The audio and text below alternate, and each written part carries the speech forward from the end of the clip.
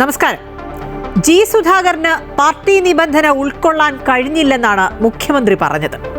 സുധാകരൻ ജനകീയ സ്വതന്ത്രനാകുന്നതോടെ അത് ഇടതുപക്ഷത്തെ, പ്രത്യേകിച്ച് CPM-നെ എങ്ങനെയാവും ബാധിക്കുക? CPM-ന് ഇതിനെ പ്രതിരോധിക്കാൻ മുഖ്യമന്ത്രിയുടെ ഈ വാക്കുകൾ മാത്രം മതിയാകുമോ? സ്ഥാനാർത്ഥി നിർണയത്തിൽ VD സതീശനും KC വേണുഗോപാലും തങ്ങളുടെ താൽപര്യങ്ങൾ സംരക്ഷിച്ചു എന്ന ആരോപണം കോൺഗ്രസിനുള്ളിൽ ശക്തമായി ഉയരുകയാണ്. അത് പല പടലപ്പിണക്കങ്ങൾക്കും കാരണമായിട്ടുമുണ്ട്. ഇതിനെ പാർട്ടിയും മുന്നണിയും എങ്ങനെയാണ് നേരിടുക? അണികളെ ഒന്നിച്ചു നിർത്താൻ പാർട്ടി ഇപ്പോൾ മുന്നോട്ട് വയ്ക്കുന്ന തന്ത്രങ്ങൾ മതിയാകുമോ? ഇനി BJP-യുടെ മൂന്നാം ഘട്ട സ്ഥാനാർത്ഥിക പട്ടിക കൂടി എത്തുന്നതോടെ സംസ്ഥാനത്തെ തെരഞ്ഞെടുപ്പ് ചിത്രം തെളിയുകയാണ്. ആ സ്ഥാനാർത്ഥി പട്ടികയിൽ ഇടം പിടിക്കുന്നത് ആരൊക്കെ? ആര് വാഴും, ആര് വീഴും? സമഗ്ര വാർത്തകൾ നോക്കാം. ആദ്യം തലക്കെട്ടുകൾ.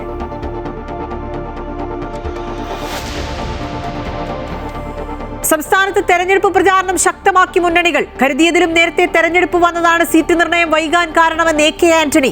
നുണബോംബുകൾ കൊണ്ട് UDF-നെ തകർക്കാനാകില്ലെന്ന് VD സതീശൻ. നാളെ മുതൽ പ്രചാരണത്തിൽ സജീവമാകുമെന്ന് K സുധാകരൻ. കണ്ണൂരിലെ UDF സ്ഥാനാർത്ഥി TO മോഹനും തളിപ്പറമ്പിലെ സ്ഥാനാർത്ഥി TK ഗോവിന്ദനും K സുധാകരനെ കണ്ടു. കോൺഗ്രസ് പട്ടികയിലെ 1/3 പേരും KC പക്ഷക്കാർ.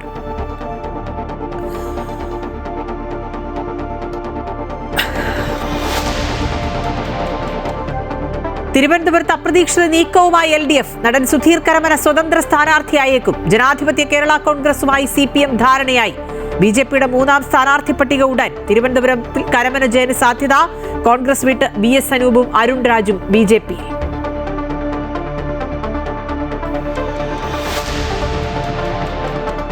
UDF സ്വതന്ത്രൻ എന്ന പരിവേഷം മറികടക്കാൻ ജനകീയ സ്വതന്ത്രൻ എന്ന് പ്രഖ്യാപിച്ച് G സുധാകരൻ. തന്നെ ആരും പാർട്ടിയിൽ നിന്ന് പുറത്താക്കിയതല്ല എന്നും സ്വയം ഒഴിഞ്ഞതാണ് എന്നും വിശദീകരണം. ജനങ്ങളുമായി തനിക്കുള്ള ബന്ധത്തിന്റെ തെളിവ് ഫലം വരുമ്പോൾ കാണാം. P പ്രസാദിനെതിരെ പ്രചാരണം നടത്തും. ജനം LDF-ന് വോട്ട് ചെയ്യില്ല എന്നും G സുധാകരൻ.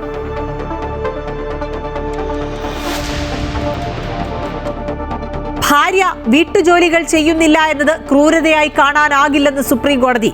വിവാഹം കഴിക്കുന്നത് ജോലിക്കാരിയെയല്ല, മറിച്ച് ഒരു ജീവിത പങ്കാളിയെയാണെന്ന് ജസ്റ്റിസ് സന്ദീപ് മേത്ത. മാറുന്ന കാലത്തിനനുസരിച്ച് വീട്ടുജോലികളിൽ ഭർത്താവും പങ്കുചേരണമെന്ന് ജസ്റ്റിസ് വിക്രംനാഥ്. കോടതി പരാമർശം ഭക്ഷണം പാകം ചെയ്യാൻ ഭാര്യ വിസമ്മതിച്ചുവെന്ന് കാണിച്ച് ഭർത്താവ് സമർപ്പിച്ച വിവാഹമോചന കേസിൽ.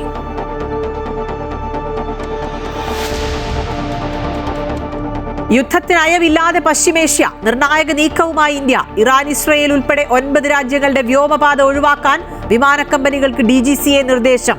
US ഇസ്രയേൽ ആക്രമണത്തിൽ ഇറാൻ റവല്യൂഷണറി ഗാർഡ് കോറിന്റെ വക്താവ് അലി മുഹമ്മദ് നൈനി കൊല്ലപ്പെട്ടു.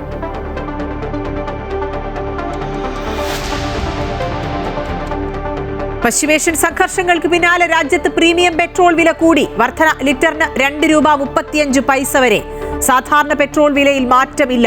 രൂപയുടെ മൂല്യത്തിൽ വന്നിടിവ്. ഇന്ന് ഇടിഞ്ഞത് 86 പൈസ. ഓഹരി വിപണിയിൽ നേട്ടം.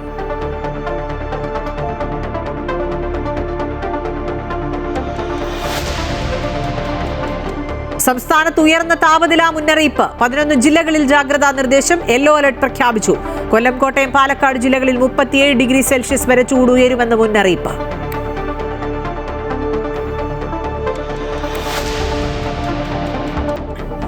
ഐ ലീഗിൽ ഗോകുലം കേരളയ്ക്ക് ജയം. ഡെംബോ FC-യെ തോൽപ്പിച്ചത് എതിരില്ലാത്ത 2 ഗോളിന്. പോയിന്റ് നിലയിൽ ഗോകുലം 5-ാം സ്ഥാനത്ത്.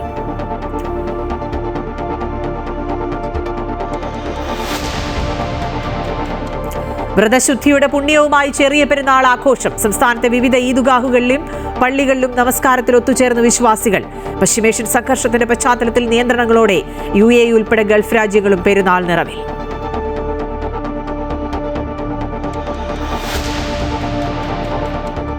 Story of the day. സ്വപ്നഭൂമിയിൽ ടുലിപ്പ് വസന്തം. നിയമസഭാ തെരഞ്ഞെടുപ്പിന് ദിവസങ്ങൾ മാത്രം ബാക്കിയുള്ളപ്പോൾ പ്രചാരണത്തിൽ കൂടുതൽ സജീവമാവുകയാണ് മുന്നണികൾ. ഓരോ തന്ത്രങ്ങളും പയറ്റി ആവനാഴിയിലെ അവസാന ആയുധങ്ങളും എടുത്ത് പ്രയോഗിക്കുകയാണ് മുന്നണികൾ.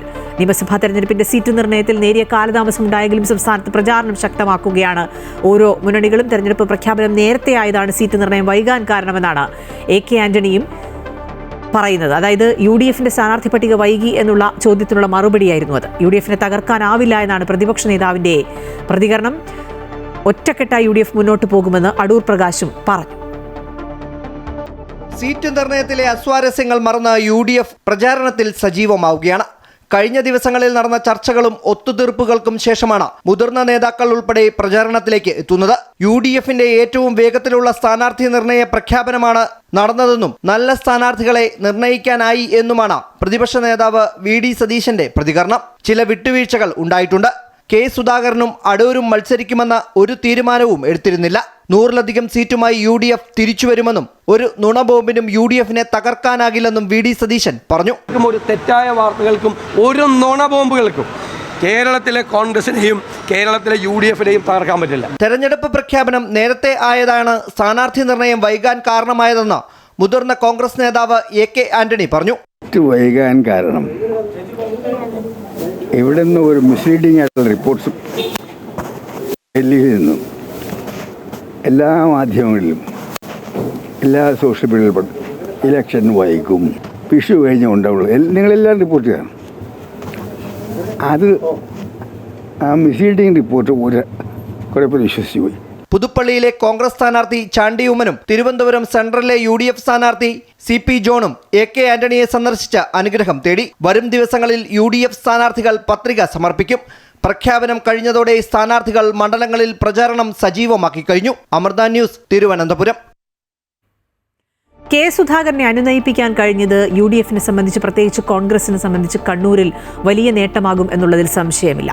കയ്യിലുള്ള സീറ്റ് നഷ്ടപ്പെടാതിരിക്കാനും പുതിയ സീറ്റുകൾ ഒരുപക്ഷെ കൂട്ടിച്ചേർക്കാനും ആ ഒരു തീരുമാനത്തിന് സാധിച്ചേക്കും. കണ്ണൂർ കോൺഗ്രസിൽ ഏതായാലും മഞ്ഞുരുക്കമാണ്. പ്രചാരണത്തിന് ഇറങ്ങാൻ കെ സുധാകരൻ തയ്യാറായി എന്നുള്ളതാണ് പ്രധാനം.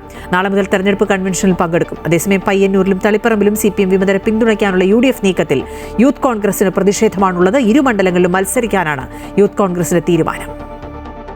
കണ്ണൂരിൽ സ്ഥാനാർത്ഥി നിർണയവുമായി ബന്ധപ്പെട്ട തർക്കങ്ങൾക്കും അനിശ്ചിതത്വങ്ങൾക്കും ഒടുവിൽ കോൺഗ്രസ് സ്ഥാനാർത്ഥി TO മോഹനൻ കെ സുധാകരനെ വസതിയിലെത്തി സന്ദർശിച്ചു. എന്റെ വാക്ക് ഞാൻ പാലിച്ചു എന്നായിരുന്നു കൂടിക്കാഴ്ചയ്ക്ക് ശേഷം സുധാകരന്റെ പ്രധാന പ്രതികരണം.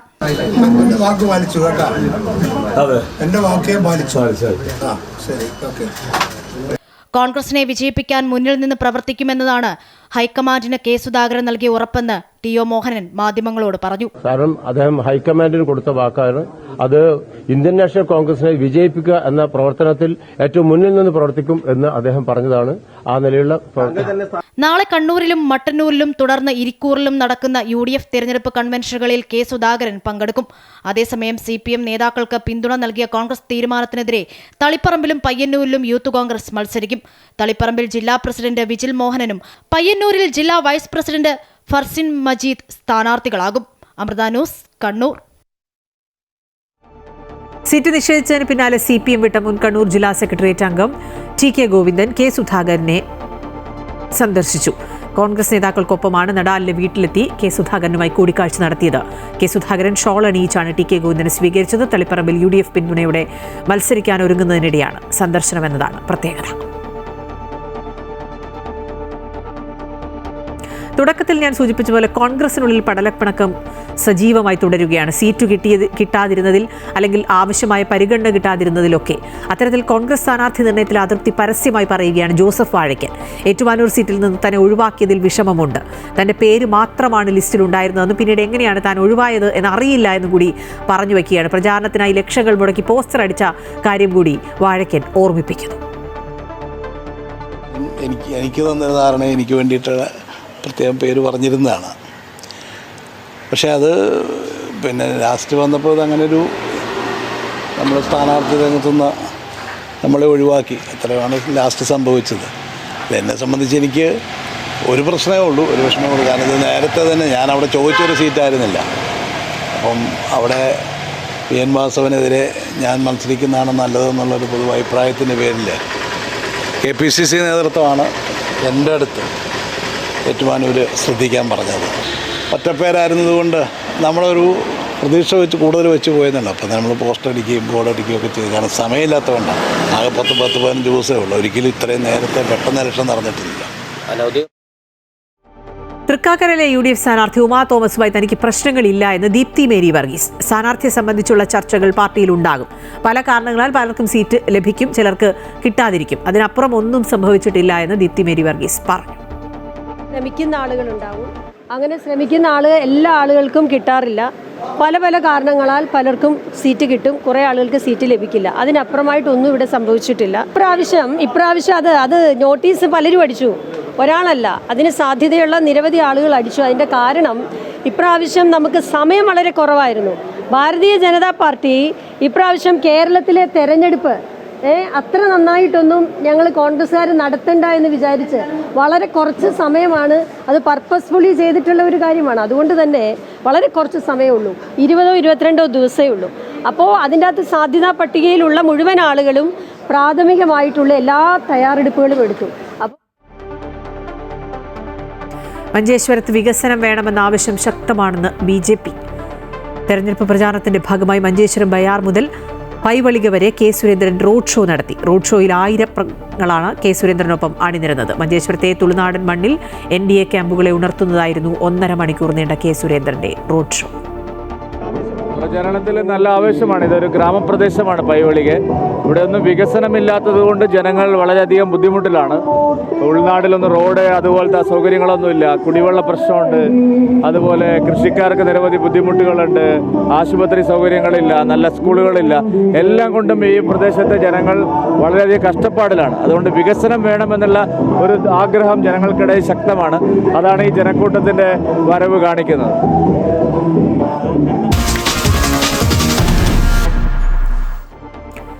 സ്ഥാനാർത്ഥി നിർണയത്തിൽ തിരുവനന്തപുരത്ത് അപ്രതീക്ഷിത നീക്കമാണ് LDF നടത്തുന്നത്. നടൻ സുധീർ കരമന തിരുവനന്തപുരം മണ്ഡലത്തിലെ സ്വതന്ത്ര സ്ഥാനാർത്ഥിയായി മത്സരിക്കുമെന്നാണ് സൂചന. ജനാധിപത്യ കേരള കോൺഗ്രസുമായി ഇക്കാര്യത്തിൽ CPM ഒരു ധാരണയുണ്ടാക്കിയെന്നുകൂടി മനസ്സിലാക്കുന്നു. അതേസമയം BJPയുടെ 3ാം ഘട്ട സ്ഥാനാർത്ഥി പട്ടിക ഉടൻ പ്രഖ്യാപിക്കും. BJPയിലേക്ക് മറ്റു മുന്നണികളിൽ നിന്നുള്ള നേതാക്കളുടെ ഒഴുക്ക് തുടരുകയാണ്. സംസ്ഥാനത്ത് നിയമസഭാ തെരഞ്ഞെടുപ്പ് പ്രചാരണം കളം നിറയുമ്പോൾ തിരുവനന്തപുരം സെൻട്രലിൽ അപ്രതീക്ഷിത നീക്കവുമായാണ് LDF എത്തുന്നത്. നടൻ സുധീർ കരമനയാണ് LDFിന്റെ തിരുവനന്തപുരത്തെ സ്വതന്ത്ര സ്ഥാനാർത്ഥി. ജനാധിപത്യ കേരള കോൺഗ്രസുമായി ഇക്കാര്യത്തിൽ CPM ധാരണയിലെത്തി. ആന്റണി രാജുവിന് മത്സരിക്കാൻ കഴിയാത്ത സാഹചര്യത്തിലാണ് പൊതു സ്വതന്ത്രൻ എന്ന തീരുമാനത്തിലേക്ക് എത്തിയത്. രാഷ്ട്രീയം തനിക്ക് വഴങ്ങുമെന്ന സുധീർ കരമനയും പറയുന്നു. എന്തായാലും രാഷ്ട്രീയം ഇപ്പോഴും പുതിയ മേഖലയൊന്നുമല്ല. രാഷ്ട്രീയം എൻ്റെ വിദ്യാർത്ഥി കാലഘട്ടത്തിലെല്ലാം കലാലയ രാഷ്ട്രീയത്തിലൂടെ തന്നെയാണ് ഞാൻ പ്രവർത്തിച്ചിട്ടുള്ള ഒരാളാണ്. തീർച്ചയായിട്ടും ഇഷ്ടമുള്ളൊരു മേഖല തന്നെയാണ് രാഷ്ട്രീയം. അതേസമയം തിരുവനന്തപുരത്ത് കരമന ജയൻ BJP സ്ഥാനാർത്ഥിയായേക്കുമെന്നാണ് സൂചന. ഇതോടെ തിരുവനന്തപുരം സെൻട്രലിൽ മത്സരചിത്രം പൂർത്തിയാകും. BJPയുടെ 3ാം ഘട്ട സ്ഥാനാർത്ഥി ലിസ്റ്റും ഉടൻ പ്രഖ്യാപിക്കും. അപ്രതീക്ഷിത മണ്ഡലങ്ങളിൽ BJP സ്ഥാനാർത്ഥികൾ വിജയിക്കുമെന്ന പാർട്ടി സംസ്ഥാന അധ്യക്ഷൻ രാജീവ് ചന്ദ്രശേഖറും പറഞ്ഞു. രാഷ്ട്രീയ വിദ്വാന്മാരാണ്, കണക്കെല്ലാം ചെയ്യുന്ന ആൾക്കാരാണ്. 1 സീറ്റ് 2 സീറ്റ് 4 സീറ്റ് 10 സീറ്റ് എല്ലാം പറയും. ഞാൻ ഇന്ന് ഉറപ്പ് എഴുതി വെച്ചോളൂ, ഈ ഇലക്ഷനിൽ NDAക്ക് കിട്ടാൻ പോകുന്ന റിസൾട്ട്, അതും അപ്രതീക്ഷിതമായ സീറ്റിൽ NDA ജയിക്കുമെന്ന് ഞാൻ ഇന്ന് ഉറപ്പ് തരാൻ ആഗ്രഹിക്കുന്നു. അതിനിടെ കോൺഗ്രസിൽ നിന്നും BJPയിലേക്ക് നേതാക്കളുടെ ഒഴുക്ക് തുടരുകയാണ്. ദളിത് കോൺഗ്രസിന്റെ ജില്ലാ അധ്യക്ഷൻ BS അനൂപും അരുൺ രാജുമാണ് BJPയിൽ ചേർന്നത്. മുൻ മന്ത്രി V സുരേന്ദ്രൻപിള്ള BJPയിലേക്ക് എത്തുന്നതിൽ തീരുമാനം ഉടൻ ഉണ്ടായേക്കും. അമൃത ന്യൂസ്, തിരുവനന്തപുരം. ഈ തെരഞ്ഞെടുപ്പ് വാർത്തകളുടെ ഒരു വിശകലനം ആവശ്യമാണ്. അതിന് തിരുവനന്തപുരത്ത് നിന്നും രജിത് കുമാർ ചേരുന്നുണ്ട്. രജിത്, കോൺഗ്രസിനെ സംബന്ധിച്ച് ഏകദേശം സ്ഥാനാർത്ഥികളെയൊക്കെ തീരുമാനിച്ചെങ്കിലും പടലപ്പിണക്കങ്ങൾ പലയിടത്തുണ്ട്. യൂത്ത് കോൺഗ്രസ് തന്നെ കണ്ണൂരിൽ മത്സരിക്കാനുള്ള തീരുമാനത്തിലേക്കൊക്കെ എത്തുന്ന ഒരു സാഹചര്യം. BJPയെ സംബന്ധിച്ച് 3ാം ഘട്ട സ്ഥാനാർത്ഥി പട്ടിക ഇതുവരെ പ്രഖ്യാപിക്കാൻ കഴിഞ്ഞിട്ടില്ല. കൂടുതൽ ആളുകളെ BJPയിലേക്ക് ചേർത്തുകൊണ്ടിരിക്കുകയാണ്. CPM ഒരുപടി മുന്നിലാണ് ഈ ഘട്ടത്തിൽ എന്ന് വേണമെങ്കിൽ പറയാം നിലവിലെ സാഹചര്യത്തിൽ, അല്ലേ?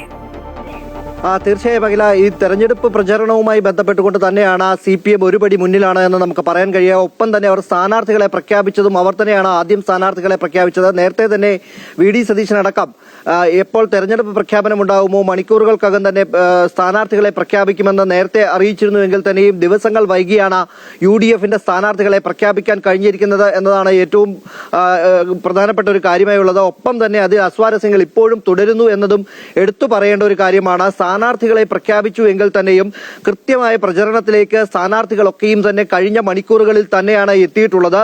ഒപ്പം തന്നെ മുതിർന്ന നേതാക്കളൊക്കെയും അസ്വാരസ്യങ്ങൾ പറഞ്ഞുകൊണ്ട് അല്ലെങ്കിൽ എതിർപ്പുകൾ അറിയിച്ചുകൊണ്ട് നിന്ന മുതിർന്ന നേതാക്കൾ കെ സുധാകരനെ പോലെയുള്ള നേതാക്കൾ ഉൾപ്പെടെയുള്ളവർ ഈ പ്രചരണ പരിപാടികളിലേക്ക് എത്താത്തത് ഏറ്റവും പ്രധാനപ്പെട്ട ഒരു കാര്യമാണ്. അവർ അടുത്ത ദിവസങ്ങളിൽ തന്നെ പ്രചരണത്തിൽ സജീവമാകുമെന്ന് അറിയിക്കുന്നുണ്ട് എങ്കിൽ തന്നെയും അവിടേക്ക് എത്തുന്ന ഒരു സാഹചര്യം എല്ലാ മുതിർന്ന നേതാക്കളൊക്കെയും തന്നെ അവരവരുടെ മണ്ഡലത്തിൽ പ്രചരണവുമായി സജീവമായി കഴിഞ്ഞു. എന്നാൽ മറ്റു മണ്ഡലങ്ങളിൽ എതിർപ്പുണ്ടായിരുന്ന മണ്ഡലങ്ങളിലൊക്കെയും ഇപ്പോൾ നേതാക്കൾ അല്ലെങ്കിൽ പ്രഖ്യാപിച്ച സ്ഥാനാർത്ഥികൾ മാത്രമാണ് പ്രചരണ രംഗത്തുള്ളത്. ജോസഫ് വാഴക്കൻ അടക്കമുള്ള നേതാക്കൾ എതിർപ്പുമായി രംഗത്തേക്ക് ഇപ്പോഴും നിലനിൽക്കുന്നുണ്ട്. കാരണം അവരെ സ്ഥാനാർത്ഥികളാക്കാമെന്ന് ഏറ്റുമാനൂരിലടക്കം ജോസഫ് വാഴക്കനെ അടക്കം സ്ഥാനാർത്ഥികളാക്കാമെന്ന് അറിയിച്ചിരുന്നുവെങ്കിൽ തന്നെയും ഈ പോസ്റ്ററുകളടക്കം ഏകദേശം 1 ലക്ഷത്തോളം പോസ്റ്ററുകളടക്കം അദ്ദേഹം അടിക്കുകയും ചെയ്തതാണ്. അതിന്റെ അഭിപ്രായ വ്യത്യാസങ്ങൾ ഒപ്പം തന്നെ എതിർപ്പടക്കം അദ്ദേഹം സംസ്ഥാന നേതൃത്വത്തെയും കേന്ദ്ര നേതൃത്വത്തെയും അറിയിക്കുന്ന ഒരു സാഹചര്യത്തിലേക്ക് എത്തുകയും ചെയ്തിട്ടുണ്ട്.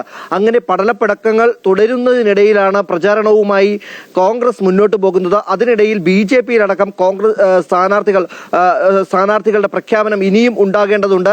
തിരുവനന്തപുരം സെൻട്രലിലടക്കം സ്ഥാനാർത്ഥികളെ ഇതുവരെയും പ്രഖ്യാപിച്ചിട്ടുള്ള ഏകദേശ ധാരണ മാത്രമാണ് ഇക്കാര്യത്തിൽ BJPയിൽ ഉണ്ടായിട്ടുള്ളത്. അതേ സമയത്ത് കോൺഗ്രസിൽ നിന്നൊരൊഴുക്ക് BJPയിലേക്ക് തുടരുന്നുണ്ട്. മറ്റു പാർട്ടികൾ ഒന്നാകെ NDAയുടെ ഘടകകക്ഷികളായി വരുന്ന ഒരു സാഹചര്യവും BJPയിൽ ഉണ്ട് എന്നതും ഏറെ ശ്രദ്ധേയമാണ്. ഇത്തരത്തിലുള്ള പ്രശ്നങ്ങൾ മുന്നണികൾക്കിടയിൽ തുടരുന്നതിനിടയിലാണ് LDF ഏറ്റവും പ്രധാനപ്പെട്ട ഒരു നീക്കവുമായി ഇന്ന് എത്തിയിരിക്കുന്നത്. സുധീർ കരമനയെ അവർ LDFന്റെ തിരുവനന്തപുരം സെൻട്രലിലെ സ്വതന്ത്ര സ്ഥാനാർത്ഥിയായി പ്രഖ്യാപിച്ചിരിക്കുകയാണ്. നേരത്തെ ജനാധിപത്യ കേരള കോൺഗ്രസിന് സ്ഥാനാർത്ഥിയായിരുന്നു അവിടെയെങ്കിൽ അവർക്ക് സ്ഥാനാർത്ഥിയെ കണ്ടെത്താൻ കഴിയാത്ത സാഹചര്യത്തിലാണ് CPM ഇടപെട്ടുകൊണ്ട് ഇവരുമായി ചർച്ച നടത്തി ഇപ്പോൾ സുധീർ കരമന നടൻ കൂടിയായിട്ടുള്ള സുധീർ കരമനയെ സ്വതന്ത്ര സ്ഥാനാർത്ഥിയാക്കി എത്തിക്കാൻ തീരുമാനിച്ചിരിക്കുന്നത്. അങ്ങനെ തിരുവനന്തപുരം സെൻട്രലിൽ സുധീർ കരമനയും ഒപ്പം CP ജോണും ഇനി നമുക്ക് BJPയുടെ സ്ഥാനാർത്ഥി കൂടി വരാനുണ്ട്. അതും ഏകദേശ ധാരണയിലേക്ക് എത്തിയിട്ടുണ്ട്. അങ്ങനെയെങ്കിൽ വരും മണിക്കൂറുകളിൽ തന്നെ തിരുവനന്തപുരം സെൻട്രലിലെ സ്ഥാനാർത്ഥിയുടെ കാര്യത്തിൽ തീരുമാനമാകും. ഇനി മറ്റു മണ്ഡലങ്ങളിലടക്കം ഇതിനോടകം തന്നെ CPMന്റെ വിമത സ്ഥാനാർത്ഥികൾക്ക് കോൺഗ്രസ് പിന്തുണ നൽകാൻ തീരുമാനിച്ചിരിക്കുന്ന മണ്ഡലങ്ങളിലടക്കം യൂത്ത് കോൺഗ്രസ് സ്ഥാനാർത്ഥികളെ നിർത്തിക്കൊണ്ട് മത്സര രംഗത്തേക്ക് എത്തുമെന്ന് അറിയിച്ചിട്ടുണ്ട്. ഒരു പക്ഷേ വരും ദിവസങ്ങളിലോ വരും മണിക്കൂറുകളിലൊക്കെ ചർച്ചകൾ നടത്തിക്കൊണ്ട് അതിൽ നിന്ന് പിന്തിരിയാനുള്ളൊരു സാഹചര്യവും നമ്മൾ കാണേണ്ടതുണ്ട്. അത്തരത്തിൽ കഴിഞ്ഞ ദിവസം KSUവിന്റെ സംസ്ഥാന പ്രസിഡന്റ് അടക്കം രംഗത്തേക്ക് എത്തുകയും രാജി അടക്കമുള്ള കാര്യങ്ങളിലേക്ക് എത്തുകയും ചെയ്തപ്പോഴും കോൺഗ്രസ് നേരിട്ടിടപെട്ടുകൊണ്ട് ഇതിൽ നിന്നും പിന്തിരിപ്പിക്കുന്ന ഒരു സാഹചര്യമായിരുന്നു ഉണ്ടായിരുന്നത്. മുതിർന്ന നേതാക്കളൊക്കെയും തന്നെ ഇതിൽ ഇടപെട്ടുകൊണ്ടാണ് ഓരോ നേതാക്കന്മാരെയും കോൺഗ്രസിൽ നടക്കുന്ന പടലപ്പിണക്കങ്ങൾ ഒന്നൊന്നായി കഴിഞ്ഞുകൊണ്ട് അവർ പ്രചരണ പരിപാടികളിലേക്ക് സജീവമാകുന്നത്. ഒന്നുറപ്പാണ്, വരും ദിവസങ്ങളിൽ തിങ്കളാഴ്ചയാണ് ഇനി നാളെ കൂടി കഴിഞ്ഞു കഴിഞ്ഞാൽ തിങ്കളാഴ്ച കൂടി ഒരു ദിവസം കൂടി മാത്രമാണ് പത്രിക സമർപ്പണത്തിനുള്ളത്. അതുകൊണ്ട് തന്നെ നാളെ തന്നെ മറ്റു മുന്നണികൾ സ്ഥാനാർത്ഥികളെ പ്രഖ്യാപിക്കാനുള്ള സീറ്റുകളിലൊക്കെയും തന്നെ സ്ഥാനാർത്ഥികളെ പ്രഖ്യാപിക്കുമെന്ന കാര്യത്തിൽ സംശയമില്ല. തിങ്കളാഴ്ചയോടുകൂടി പത്രികാ സമർപ്പണം പൂർത്തിയാക്കേണ്ടതുണ്ട്. അതുകൊണ്ട് തന്നെ എല്ലാ മുന്നണികളുടെയും സ്ഥാനാർത്ഥികളെ പ്രഖ്യാപിച്ചുകൊണ്ട് 3 മുന്നണികളും സജീവ പ്രചരണത്തിലേക്ക് വരും ദിവസങ്ങളിൽ തന്നെ. ശരി, രജിത് സൂചിപ്പിച്ചതുപോലെ സജീവ പ്രചരണത്തിലേക്ക് മുന്നണികൾ എത്തുകയാണ്. ആര് വാഴും ആര് വീഴും എന്നുള്ളതാണ് അറിയേണ്ടത്. ഏത് തരത്തിലും ഓരോ ആയുധങ്ങളും ഉപയോഗിച്ച് എങ്ങനെ എതിർകക്ഷിയെ നേരിടാമെന്നുള്ളതാണ് ഓരോ സ്ഥാനാർത്ഥികളും നോക്കുന്നത്. അതിനുവേണ്ടിയുള്ള എല്ലാ തന്ത്രങ്ങളും അവർ പയറ്റുകയും ചെയ്യുന്നുണ്ട്. ഇനി ഈ തെരഞ്ഞെടുപ്പിൽ സീറ്റ് ലഭിക്കാത്തതിൽ കടുത്ത അതൃപ്തിയാണ് പെരുമ്പാവൂരിലെ നിലവിലെ MLA എൽദോസ് കുന്നപ്പിള്ളിക്കുള്ളത്. വൈകാരികമായിട്ട് കഴിഞ്ഞ ദിവസം അദ്ദേഹം പ്രതികരിച്ചതൊക്കെ നമ്മൾ കണ്ടതാണ്. ഇപ്പോൾ തുടർ നീക്കങ്ങളെക്കുറിച്ച് പക്ഷേ എൽദോസ് കുന്നപ്പിള്ളി ഒന്നും തന്നെ പറഞ്ഞിട്ടില്ല. അതിലാണ് ആകാംക്ഷ. എന്തായിരിക്കും എൽദോസ് കുന്നപ്പിള്ളി ചെയ്യാൻ പോകുന്നത്? ഇനി സ്വതന്ത്ര സ്ഥാനാർത്ഥിയായി എങ്ങാനും മത്സരിക്കാൻ പോകുന്നുണ്ടോ എന്നുള്ളൊരു ചോദ്യം ഉയരുന്നുണ്ട്. അതേസമയം മണ്ഡലത്തിൽ ശക്തമായ പ്രചാരണം ആരംഭിച്ചിരിക്കുകയാണ് UDF സ്ഥാനാർത്ഥി മനോജ് മൂത്തേടൻ. സ്ഥാനാർത്ഥി നിർണയത്തിന്റെ അവസാന ഘട്ടം വരെ തികഞ്ഞ ആത്മവിശ്വാസത്തിലായിരുന്നു എൽദോസ് കുന്നപ്പിള്ളി. MLAമാർക്ക് സീറ്റ് നൽകുമ്പോൾ താനും പരിഗണിക്കപ്പെടുമെന്നായിരുന്നു എൽദോസ് കരുതിയിരുന്നത്. 2ാം ഘട്ട സ്ഥാനാർത്ഥി പട്ടിക പുറത്തിറങ്ങാൻ വൈകിയതോടെ എൽദോസിനായി അനുകൂലികൾ മണ്ഡലത്തിൽ പ്രകടനങ്ങളും നടത്തി. എന്നാൽ നറുക്കുവീണത് മനോജ് മൂത്തേടനായിരുന്നു. ഇതോടെ വൈകാരിക പ്രതികരണവുമായി എൽദോസ് രംഗത്ത് വന്നു. ഇന്ന് രാവിലെ മുതൽ സ്ഥാനാർത്ഥി മനോജ് മൂത്തേടൻ ഒട്ടും സമയം കളയാതെ പ്രചരണ രംഗത്ത് സജീവമായി കഴിഞ്ഞു. പെരുമ്പാവൂരിൽ അനുകൂലമായ സാഹചര്യമാണെന്നും എൽദോസ് കുന്നപ്പിള്ളി തന്റെ സുഹൃത്താണെന്നും അദ്ദേഹം പ്രതികരിച്ചു. എൽദോസിന്റെ നേതൃത്വത്തിലായിരിക്കും ഞങ്ങൾ ഇലക്ഷൻ പ്രവർത്തനമൊക്കെ മുന്നോട്ട് പോകുന്നത്. ഞങ്ങൾ തമ്മിൽ സഹോദര തുല്യമായിട്ടുള്ള ആത്മബന്ധമുള്ള ആളുകളാണ്. MLA എന്നുള്ള നിലയിൽ 10 വർഷക്കാലം അദ്ദേഹം പ്രവർത്തിച്ചപ്പോൾ പരിപൂർണമായി പിന്തുണ നൽകിയിട്ടുള്ള ഒരു ജനപ്രതിയാണ്. എനിക്ക് അതുപോലെ തന്നെ പരിപൂർണ്ണ പിന്തുണ നൽകിയ ഒരു MLA കൂടിയാണ്. വലിയ ആത്മവിശ്വാസമാണ്. വലിയ ഭൂരിപക്ഷത്തിൽ പെരുമ്പാവൂരിൽ UDFന് ജയിക്കാൻ കഴിയുന്ന സാഹചര്യമാണ്. എല്ലാവരും വലിയ സ്വീകാര്യതയോടുകൂടിയാണ് ഈ സ്ഥാനാർത്ഥി നോക്കിക്കാണുന്നത്. എൽദോസ് കുന്നപ്പള്ളി സ്വതന്ത്രമായി മത്സരിക്കുമെന്ന വാർത്തകൾ പുറത്തു വന്നിരുന്നു. വിഷയത്തിൽ പ്രതികരണം നടത്താനോ മാധ്യമങ്ങളെ കാണാനോ അദ്ദേഹം തയ്യാറായിട്ടില്ല. എൽദോസിനെ തൃപ്തിപ്പെടുത്താൻ എന്താണ് കോൺഗ്രസ് മുന്നോട്ട് വയ്ക്കുന്ന വാഗ്ദാനങ്ങൾ എന്നാണ് ഇനി അറിയേണ്ടത്. അമൃത ന്യൂസ്, കൊച്ചി. തർക്കങ്ങൾ കൊല്ലത്തും എറണാകുളത്തും കണ്ണൂരിലുമൊക്കെ ഇങ്ങനെ തുടരുകയാണ്. ഇപ്പോൾ കൊല്ലം ജില്ലയിൽ സംഭവിക്കുന്നത് UDF ഒരു സീറ്റ് തർക്കം വലിയ രൂക്ഷമായി മാറുന്ന ഒരു സാഹചര്യം. പുനലൂരിൽ മുസ്ലിം ലീഗിന് സീറ്റ് നൽകിയതിനെതിരെ കോൺഗ്രസ് ഒരു റിബൽ സ്ഥാനാർത്ഥിയെ തന്നെ പ്രഖ്യാപിച്ചിട്ടുണ്ട്. നെൽസൺ സെബാസ്റ്റ്യനെയാണ് ബ്ലോക്ക് കോൺഗ്രസ് കമ്മിറ്റികളുടെ സംയുക്ത യോഗം രംഗത്തിറക്കിയിരിക്കുന്നത്. അതേസമയം ലീഗിന് വേണ്ടി നൌഷാദ് യൂനിസ് പുനലൂരിൽ മത്സരിക്കും. കൊല്ലം ജില്ലയിലെ UDF രാഷ്ട്രീയത്തിൽ ഭിന്നതകൾ കൂടുതൽ രൂക്ഷമാകുന്ന സൂചനകളാണ് പുറത്തുവരുന്നത്. സീറ്റ് വിഭജനത്തെ ചൊല്ലിയുള്ള തർക്കങ്ങൾ കോൺഗ്രസിലും മുസ്ലിം ലീഗിലും രൂക്ഷമായി. പുനലൂർ നിയോജക മണ്ഡലത്തിൽ മുസ്ലിം ലീഗിന് സീറ്റ് നൽകാനുള്ള തീരുമാനം പ്രാദേശിക കോൺഗ്രസ് നേതൃത്വത്തിൽ ശക്തമായ എതിർപ്പിന് ഇടയാക്കിയിരുന്നു. അതിന്റെ തുടർച്ചയായാണ് കോൺഗ്രസ് റിബൽ നീക്കം. ബ്ലോക്ക് കോൺഗ്രസ് കമ്മിറ്റികളുടെ സംയുക്ത യോഗം ചേർന്ന് നെൽസൺ സെബാസ്റ്റ്യനെ റിബൽ സ്ഥാനാർത്ഥിയായി പ്രഖ്യാപിച്ചു. DCC ട്രഷററും പുനലൂർ നിയോജക മണ്ഡലം UDF ചെയർമാനുമാണ് നെൽസൺ സെബാസ്റ്റ്യൻ. അതേസമയം UDF ഇത്തവണയും സീറ്റ് ലീഗിന് തന്നെ നൽകി. ഔദ്യോഗിക സ്ഥാനാർത്ഥിയായി മുസ്ലിം ലീഗ് നൌഷാദ് യൂനിസിനെ രംഗത്തിറക്കി. സംസ്ഥാന നേതൃത്വത്തിന്റെ നിർദ്ദേശത്തെ തുടർന്ന് ലീഗ് ജില്ലാ നേതൃത്വവും സ്ഥാനാർത്ഥിത്വം ഉറപ്പിച്ചതോടെ പ്രചാരണ പ്രവർത്തനങ്ങളും ആരംഭിച്ചു. ഈ സാഹചര്യത്തിൽ കോൺഗ്രസ് പ്രവർത്തകരുടെ അതൃപ്തി തുറന്ന പ്രതിഷേധത്തിലേക്ക് മാറുകയാണ്. പുനലൂരിൽ റിബൽ സ്ഥാനാർത്ഥിത്വം മുന്നോട്ടു പോയാൽ കൊല്ലം ജില്ലയിലെ മറ്റു മണ്ഡലങ്ങളിലും മുസ്ലിം ലീഗ് റിബൽ സ്ഥാനാർത്ഥികളെ ഇറക്കുമെന്ന മുന്നറിയിപ്പും ഉയർന്നിട്ടുണ്ട്. ഇതിനൊപ്പം ചടയമംഗലം മണ്ഡലത്തിലും സീറ്റ് സംബന്ധിച്ച തർക്കം തുടരുകയാണ്. വിവിധ മണ്ഡലങ്ങളിലായി ഉയരുന്ന ഈ ഭിന്നതകൾ UDF നേതൃത്വത്തെ ആശങ്കയിലാഴ്ത്തിയിരിക്കുകയാണ്. തിരഞ്ഞെടുപ്പ് അടുത്തിരിക്കെ സംഘടനാപരമായ ഏകോപനം നഷ്ടപ്പെട്ടാൽ അതിന്റെ രാഷ്ട്രീയ പ്രത്യാഘാതം വലുതാകുമെന്ന് വിലയിരുത്തപ്പെടുന്നു. റിബൽ സ്ഥാനാർത്ഥികൾ പല മണ്ഡലങ്ങളിലും രംഗത്തെത്തുന്ന സാഹചര്യം ഉണ്ടാകുകയാണെങ്കിൽ കൊല്ലം ജില്ലയിൽ UDFന് വലിയ തിരിച്ചടി നേരിടേണ്ടി വരുമെന്നതാണ് രാഷ്ട്രീയ നിരീക്ഷകരുടെ വിലയിരുത്തൽ. അമൃത ന്യൂസ്, കൊല്ലം. മുതിർന്ന നേതാവ് AK ആന്റണിയിൽ നിന്നും അനുഗ്രഹം വാങ്ങി ചാണ്ടി ഉമ്മൻ. ഉമ്മൻചാണ്ടിയെപ്പോലെ ജനകീയനായി ചാണ്ടി ഉമ്മൻ മാറുകയാണെന്നും റെക്കോർഡ് ഭൂരിപക്ഷത്തിൽ ജയിക്കുമെന്നും ആന്റണി പറഞ്ഞു. അപ്പയും ആന്റണിയും തമ്മിലുള്ള ആത്മബന്ധം മറക്കാനാവില്ലെന്നും അപ്പയിൽ നിന്ന് അനുഗ്രഹം വാങ്ങുന്നത് പോലെയാണ് ആന്റണിയിൽ നിന്ന് അനുഗ്രഹം വാങ്ങുന്നതെന്നും ചാണ്ടി ഉമ്മനും പ്രതികരിച്ചു. കാരണം ഞാൻ ചാണ്ടി ഉമ്മൻ്റെ വളർച്ച എത്തിക്കൊണ്ടിരിക്കുകയാണ്. വളരെ വേഗം തന്നെ ഉമ്മൻചാണ്ടിയെ പോലെ ജനകീയനായ ഒരു നേതാവായി ചാണ്ടി ഉമ്മൻ വളർന്നുകൊണ്ടിരിക്കുകയാണ്. ജനപ്രിയ നേതാവായിട്ട് മാറിക്കൊണ്ടിരിക്കുകയാണ്. ചാണ്ടി ഉമ്മനും ഇത്തവണ റെക്കോർഡ് പുരുഷം കിട്ടാൻ വിശ്വാസം ആശംസ. ഇനി ഒരു കാര്യത്തിൽ അഭിനന്ദിച്ച് കേട്ടോ, ചാണ്ടി ഉമ്മൻ്റെ സൈക്കിളുള്ള പ്രചരണം എനിക്ക് വളരെ ഇഷ്ടപ്പെട്ടു. സഹപ്രവർത്തകൻ, ദീർഘകാലം എൻ്റെ കുടുംബത്തിൻ്റെ വഴികാട്ടി, ഇവർ തമ്മിലുള്ള ആത്മബന്ധം ഞങ്ങൾക്കൊരിക്കലും മറക്കാൻ പറ്റത്തില്ല, കേരളത്തിന് മറക്കാൻ പറ്റത്തില്ല. അങ്ങനെയുള്ള ആന്യങ്ങളുടെ അനുഗ്രഹം മേടിക്കാനാണ് ഞാൻ ഇന്ന് വന്നിരിക്കുന്നത്. ഞാൻ MLA ആവുന്ന ആദ്യത്തെ തെരഞ്ഞെടുപ്പിലും അദ്ദേഹത്തിൻ്റെ അനുഗ്രഹത്തോടു കൂടിയാണ് തുടങ്ങിയത്. അപ്പയുടെ അനുഗ്രഹം പോലെ തന്നെയാണ് അദ്ദേഹത്തിൻ്റെ അനുഗ്രഹവും ഞാൻ കണക്കാക്കുന്നത്. പ്രത്യേകമായ നന്ദി അവസരത്തിൽ അദ്ദേഹത്തോട് അറിയിക്കാൻ ആഗ്രഹിക്കുന്നു. UDF സ്വതന്ത്രൻ എന്ന പരിവേഷം മറികടക്കാൻ ജനകീയ സ്വതന്ത്രൻ എന്ന് പ്രഖ്യാപിച്ചിരിക്കുകയാണ് G. സുധാകരൻ. തന്നെ ആരും പാർട്ടിയിൽ നിന്ന് പുറത്താക്കിയതല്ല എന്നും താൻ സ്വയം ഒഴിഞ്ഞു പോയതാണെന്നും സുധാകരൻ പറയുകയാണ്. ജനങ്ങളുമായി തനിക്കുള്ള ബന്ധത്തിന്റെ തെളിവ് റിസൾട്ട് വരുമ്പോൾ കാണാമെന്നുകൂടി സുധാകരൻ പറഞ്ഞു വയ്ക്കുന്നു. മൂന്നാം പിണറായി സർക്കാർ എന്നത് ഒരു സ്വപ്നം മാത്രമാകും, അത് നടക്കാൻ പോകുന്ന ഒരു സ്വപ്നമല്ല എന്ന് പറയുന്ന സുധാകരൻ മന്ത്രി P. പ്രസാദിനെതിരെ ചേർത്തലയിൽ പ്രചാരണം നടത്തുമെന്ന് കൂടി പറഞ്ഞിരിക്കുകയാണ്. ഇപ്പം നാളെ G. സുധാകരൻ നാമനിർദ്ദേശ പത്രിക സമർപ്പിക്കുകയാണ്. റോഡ് ഷോയും നടത്തുന്നുണ്ട്.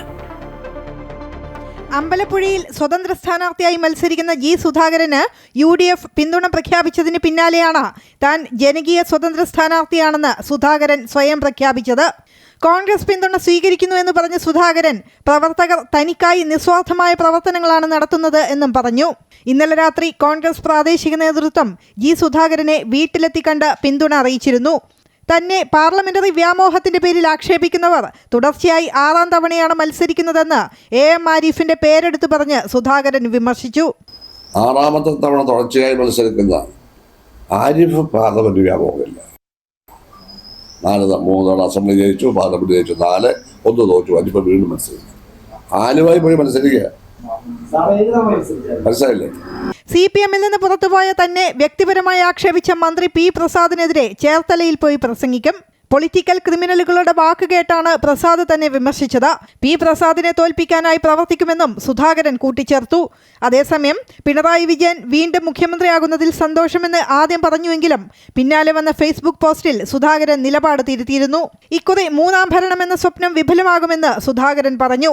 സുധാകരൻ കൂടി രംഗത്തിറങ്ങിയതോടെ അമ്പലപ്പുഴ മണ്ഡലത്തിൽ ഇക്കുറി രാഷ്ട്രീയ പോരാട്ടം കനക്കുമെന്നുറപ്പ്. അമൃത ന്യൂസ്, ആലപ്പുഴ.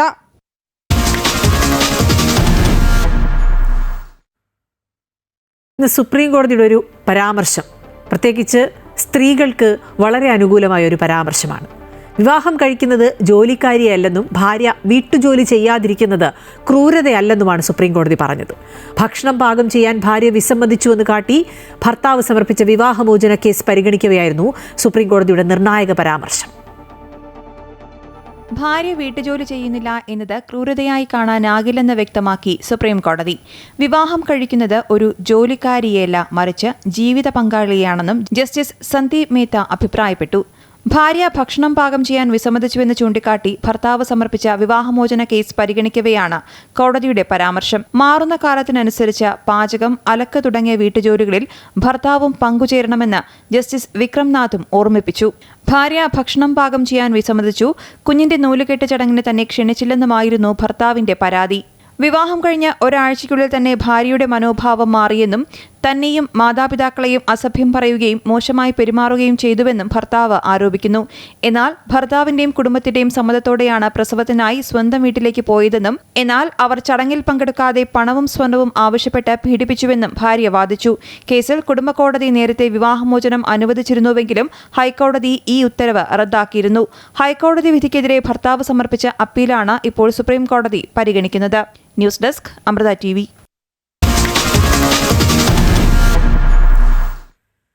ഈദാഘോഷങ്ങൾക്കിടയിലും പശ്ചിമേഷ്യയിലെ സംഘർഷങ്ങൾക്ക് അയവില്ല. 11 ഗൾഫ് വ്യോമപാതകൾ ഒഴിവാക്കാൻ ഇന്ത്യൻ വിമാന കമ്പനികൾക്ക് director general of civil aviation നിർദ്ദേശം നൽകിയത് ആശ്വാസമാവുകയാണ്. ഇസ്രായേൽ US സംയുക്ത ആക്രമണത്തിൽ ഇറാന്റെ ഇസ്ലാമിക് റവല്യൂഷണറി ഗാർഡ് കോർപ്സ് വക്താവ് ജനറൽ അലി മുഹമ്മദ് നൈനി കൊല്ലപ്പെട്ടു.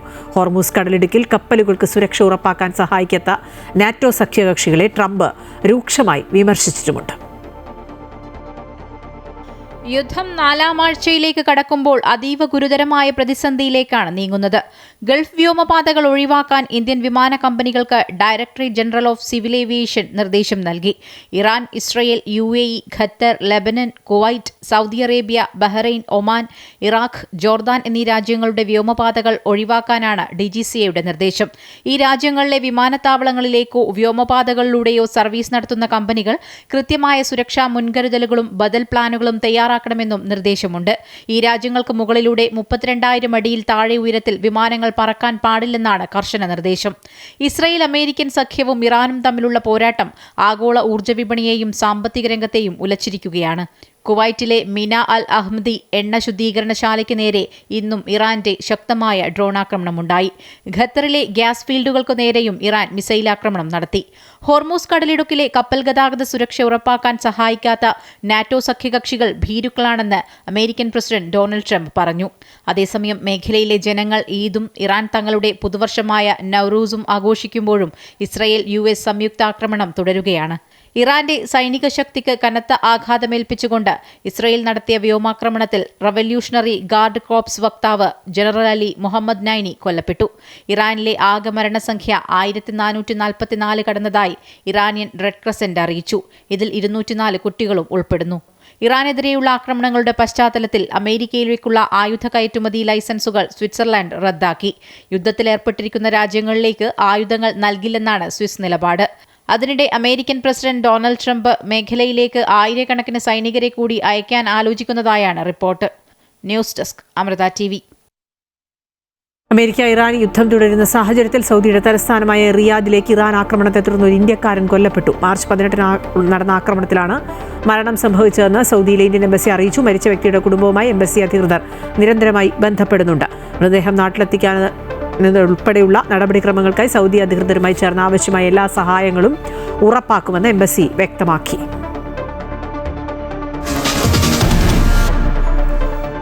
പശ്ചിമേഷ്യൻ സംഘർഷങ്ങൾക്ക് പിന്നാലെ ഇന്ത്യയിൽ പെട്രോൾ വില വർദ്ധിപ്പിച്ചിട്ടുണ്ട്. പ്രീമിയം പെട്രോളിന് ലിറ്ററിന് 2 രൂപ മുതൽ രൂപ 35 വരെയാണ് എണ്ണ കമ്പനികൾ വർദ്ധിപ്പിച്ചത്. പുതുക്കിയ വില ഇന്നു മുതൽ പ്രാബല്യത്തിലാണ്. ഭാരത് പെട്രോളിയത്തിന്റെ സ്പീഡ്, ഹിന്ദുസ്ഥാൻ പെട്രോളിയത്തിന്റെ പവർ, ഇന്ത്യൻ ഓയിലിന്റെ XP95 എന്നീ പ്രീമിയം വേരിയന്റുകൾക്കാണ് വില കൂട്ടിയത്. പ്രീമിയം പെട്രോളിന് വില വർദ്ധിപ്പിച്ചതോടെ ഉയർന്ന ശേഷിയുള്ള വാഹനങ്ങൾ ഉപയോഗിക്കുന്നവർക്ക് ഇത് അധിക ബാധ്യതയുണ്ടാക്കും. അതേസമയം സാധാരണ പെട്രോളിന് വില വർധനയില്ല. സംഘർഷത്തിന് ശേഷം രാജ്യാന്തര എണ്ണവില ബാരലിന് $110 മുകളിലാണ്.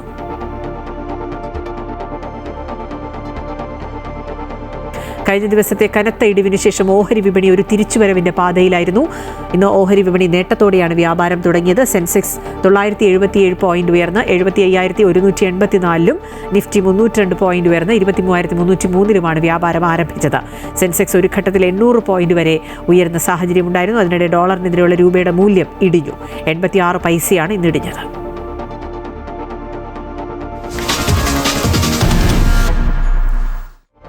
സംസ്ഥാനത്ത് കനത്ത ചൂടാണ് അനുഭവപ്പെടുന്നത്. ചില ജില്ലകളിൽ അസഹ്യമായ ചൂട് അനുഭവപ്പെടുന്ന ഒരു സാഹചര്യത്തിൽ ഒരു മുന്നറിയിപ്പ് കാലാവസ്ഥാ നിരീക്ഷണ കേന്ദ്രം നൽകുകയാണ്. 11 ജില്ലകളിൽ ഞായറാഴ്ച വരെ ഒരു യെല്ലോ അലർട്ട് പ്രഖ്യാപിച്ചിട്ടുണ്ട്. പ്രത്യേക ജാഗ്രതാ നിർദ്ദേശമാണ് നൽകിയിട്ടുള്ളത്.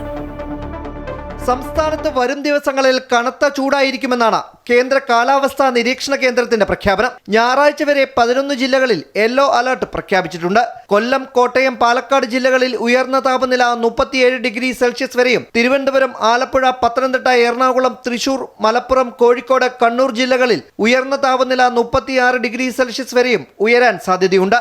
ഉയർന്ന താപനിലയ്ക്കൊപ്പം അന്തരീക്ഷത്തിലെ ഈർപ്പവും വർദ്ധിക്കും. മലയോര മേഖലകളിലൊഴികെ ചൂട് വർദ്ധിക്കുന്നത് കാലാവസ്ഥാ വ്യതിയാനത്തിനും അസ്വസ്ഥതകൾക്കും കാരണമായേക്കും. ഉയർന്ന ചൂട്, സൂര്യാഘാതം, സൂര്യാതപം, നിർജ്ജലീകരണം തുടങ്ങി നിരവധി ഗുരുതര ആരോഗ്യ പ്രശ്നങ്ങൾക്ക് കാരണമായേക്കുമെന്നും ജാഗ്രത പാലിക്കണമെന്നും കേന്ദ്ര കാലാവസ്ഥാ വകുപ്പിന്റെ അറിയിപ്പിൽ പറയുന്നു. അമൃത ന്യൂസ്, തിരുവനന്തപുരം.